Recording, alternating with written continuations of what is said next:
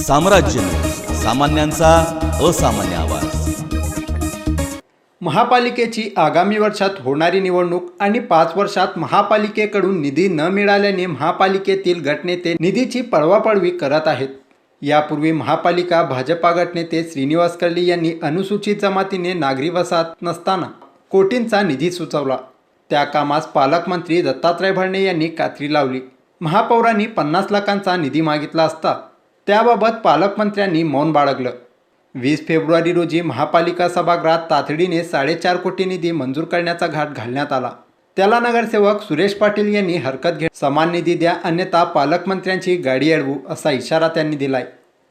आलेले असताना त्या ठिकाणी तातडीचे दाखल झालेत, परंतु त्या संदर्भात कुठलाही सूचना उपसूचना किंवा ठराव झालेला नसताना आज काही वर्तमानपत्रातून सदरची बातमी आली, ते वाचून आम्ही त्या ठिकाणी नगरसचिव कार्यालयामध्ये आलो।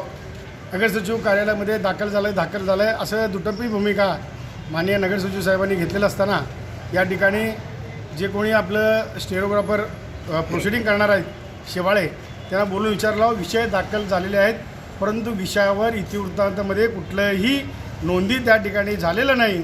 विनाकारण आपल्या कुणीतर गैरसमज पदाधिकारी आणि गटनेत्यांचं गैरसमज होऊन या ठिकाणी सदरचा विषय झाला असं म्हणत आहेत, परंतु माननीय पालकमंत्री यांनी या सोलापूर शहराचा आणि जिल्ह्याचा सुजलाम सुफलाम केला पाहिजे।